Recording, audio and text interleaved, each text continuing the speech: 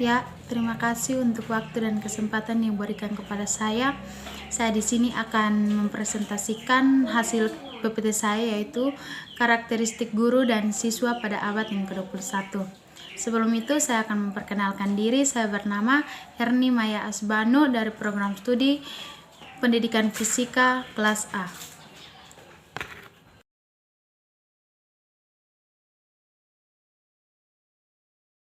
Pembahasan kali ini ada 3 pokok pembahasan yang harus kita pelajari, yaitu yang pertama, pembelajaran abad 21, yang kedua, karakteristik guru abad 21, dan yang ketiga, karakteristik siswa abad ke-21. Yang pertama yaitu pembelajaran abad ke-21. Istilah industri 4.0 pertama kali diperkenalkan pada Hannover Fair 2011 yang ditandai dengan revolusi digital, di mana revolusi industri gelombang keempat yang juga disebut industri 4.0 kini telah tiba. Di mana industri 4.0 ini adalah tren terbaru teknologi yang sedemikian rupa canggihnya dapat berpengaruh besar terhadap proses produksi pada sektor manufaktur. Teknologi canggih tersebut termasuk kecerdasan buatan, perdagangan elektronik, data raksasa, teknologi finansial, ekonomi berbagi, hingga penggunaan robot. Menurut Bob Gordon dari Universitas Northwestern, seperti dikutip Paul Krugman 2013, mencatat sebelumnya telah terjadi 3 revolusi industri, yaitu yang pertama, ditemukannya mesin uap dan kereta api pada tahun 1750 sampai 1830. Yang kedua, penemuan listrik, alat komunikasi, kimia dan minyak pada tahun 1870 sampai 1900. Yang ketiga, penemuan komputer, internet, dan telepon genggam dari tahun 1960 sampai sekarang ini.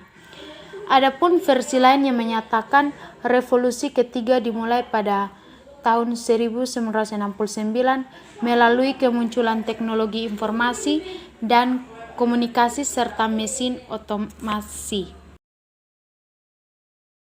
Yang pertama, menurut Tony Prasentiatono, Kompas 10 April 2018 halaman 1. Ia menyatakan bahwa Indonesia yang merupakan bagian dari masyarakat global juga berkembang sebagaimana alur linearistik tersebut, setidaknya dari sudut pandang pemerintah sejak era Orde Baru. Akan tetapi pada kenyataannya kondisi masyarakat Indonesia tidak sama dengan perkembangan pada masyarakat Barat yang pernah mengalami era pencerahan dan masyarakat industri. Yang kedua, menurut Manuel Castell, kemunculan masyarakat informasional itu ditandai dengan 4 karakteristik dasar. Yang pertama, ada teknologi-teknologi yang bertindak berdasarkan informasi. Yang kedua, informasi adalah bagian dari seluruh kegiatan manusia. Teknologi-teknologi itu pun mempunyai efek yang meresap. Yang ketiga, semua sistem yang menggunakan teknologi informasi didefinisikan oleh logika jaringan yang memungkinkan mereka memengaruhi suatu varietas luas proses-proses dan organisasi-organisasi. Yang keempat, teknologi-teknologi baru sangat fleksibel, memungkinkan mereka beradaptasi dan berubah secara terus-menerus. Dalam pembelajaran abad 21 ini ada 2 hal yang perlu diperhatikan, yaitu yang pertama, masyarakat informasional di Indonesia, di mana pada fase masyarakat industrial fokus utamanya adalah bagaimana masyarakat dengan segenap penguasaan ilmu pengetahuan dan teknologi berusaha mengolah bahan baku yang disediakan oleh alam menjadi sesuatu hal yang berpotensi dan dapat meningkatkan kualitas hidup. Akan tetapi sekarang ini, ketika memasuki era masyarakat informasional, bukan lagi perkara bagaimana memproduksi untuk akumulasi kapital, akan tetapi bagaimana penguasaan dan kemampuan mengolah informasi sebagai sumber daya utama untuk meningkatkan kualitas hidup. Yang kedua, implikasinya terhadap pendidikan, di mana perubahan peradaban menuju masyarakat berpengetahuan atau knowledge society Menurut masyarakat dunia, untuk menguasai keterampilan abad 21, yaitu mampu memahami dan memanfaatkan teknologi informasi dan komunikasi atau ICT literacy skill. Pendidikan memegang peranan sangat penting dan juga strategi dalam membangun masyarakat berpengetahuan yang memiliki keterampilan. Yang kedua yaitu mengenai karakteristik guru abad 21. Perubahan karakter masyarakat secara fundamental sebagaimana terjadi dalam abad 21 tentu berimplikasi terhadap karakteristik guru. Dalam pandangan progresif, perubahan karakteristik masyarakat perlu diikuti oleh transformasi kultur guru dalam proses pembelajaran. Jadi jika sekarang masyarakat telah berubah ke masyarakat digital, maka guru juga segera perlu mentransformasikan diri baik secara teknik maupun sosial kultural.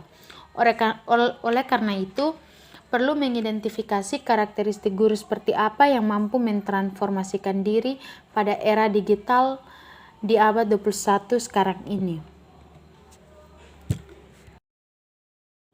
Karakteristik guru tersebut meliputi yang pertama, guru di samping sebagai fasilitator, motivator, dan juga inspirator. Artinya, guru di sini sangat berperan penting dalam memberikan pelayanan untuk memudahkan siswa dalam kegiatan proses pembelajaran. Dan juga guru harus dapat berupaya memberikan dorongan kepada siswa untuk melakukan proses pembelajaran. Yang kedua, salah satu persyaratan paling penting agar guru mampu mentransformasikan diri dalam era pedagogi siber atau era digital adalah tingginya minat baca, di mana seorang guru harus mampu tampil menjadi role model bagi anak didiknya dalam membaca. Di mana jika minat baca seorang guru sudah tinggi, maka secara otomatis guru tersebut akan merasa prihatin melihat rendahnya minat baca siswa. Yang ketiga, guru pada abad 21 harus memiliki kemampuan untuk menulis. Artinya, karena guru di zaman sekarang ini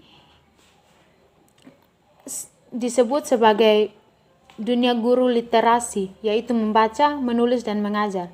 Dan jika seorang guru mampu menulis dengan baik, maka kemampuan dan pengetahuannya dapat mewarnai kegiatan guru dalam mengajar di kelas. Yang keempat, guru abad 21 harus kreatif dan inovatif.